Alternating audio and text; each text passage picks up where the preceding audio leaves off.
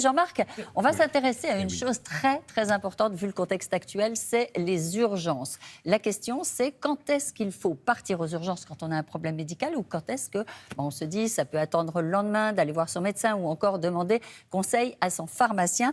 Donc, est-ce qu'il faut aller aux urgences ou pas? Est-ce que c'est légitime à chaque fois? Et oui, Estelle, absolument. C'est une question très importante. On vient de le voir d'ailleurs avec Dorothée pendant les informations, qui a expliqué que les urgences développer des nouveaux systèmes parce qu'ils sont surchargés. Et en plus, nos collègues ont besoin un peu de repos, un peu de vacances. Alors, quand est-ce qu'on va aux urgences? Eh bien, quand on a une urgence médicale. C'est quoi une urgence médicale ou Eh des oui. symptômes d'urgence médicale? C'est par exemple une douleur. On a une douleur thoracique avec des douleurs qui vont dans le bras. Ou une douleur aiguë, inhabituelle, persistante au ventre, à la tête. Là, on doit y aller. Imaginons qu'on ait un saignement important, une hémorragie, un saignement digestif par exemple. Là aussi, il ne faut pas hésiter à aller aux urgences parce que ça peut être le signe d'un problème important. Une paralysie, des difficultés à respirer, tout ça, il faut le faire. Ou alors tout ce qui est autour de l'accident.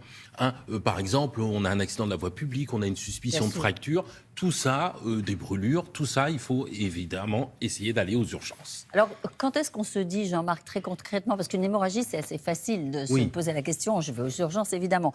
Mal à un bras, on le sait, il faut quand même faire attention. Quand est-ce qu'on se dit, je vais attendre de passer un coup de fil à mon médecin demain matin, et puis je vais attendre et voir ce qui se passe, passer la nuit tout seul à la maison? Alors, de l'autre côté, évidemment, tout ce qui est programmable. Tout ce qui est programmable, par exemple, on a besoin d'un certificat médical pour faire du sport, on a besoin de prolonger un arrêt de travail, on a besoin de renouveler une ordonnance, on a besoin, par exemple, de faire des radiographies, mais qui n'ont pas de prescription médicale. Tout ça, on va attendre et on va pouvoir aller voir un médecin en ville pour pouvoir, en fait, traiter tout ça. Ou si, par exemple, on a des douleurs chroniques, quelquefois, on a mal au dos de manière chronique, de manière ancienne, c'est quelque chose de connu, déjà exploré. Là, il faudra aller voir un spécialiste, c'est pas aux urgences qu'on va trouver évidemment la solution.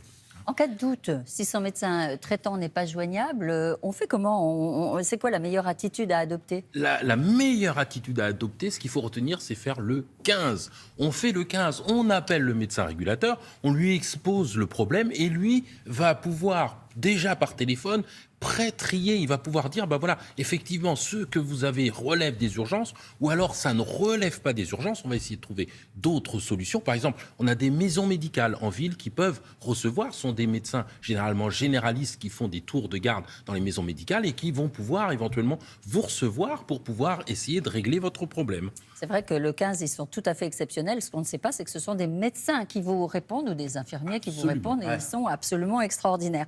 On peut aussi prendre conseil et consulter son pharmacien? Ah oui, ça c'est une autre option. Le pharmacien aussi, c'est un bon conseil. Il va pouvoir, pour des problèmes de santé en général, des problèmes digestifs, des douleurs, il peut être également d'un bon conseil et il peut également vous dire, là, vous pouvez consulter ou là, vous pouvez prendre tel médicament aussi. Il peut, dans une certaine mesure, donner quelques traitements pour pouvoir soulager les premiers symptômes.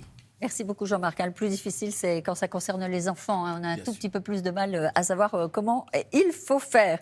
Merci beaucoup pour tous ces conseils.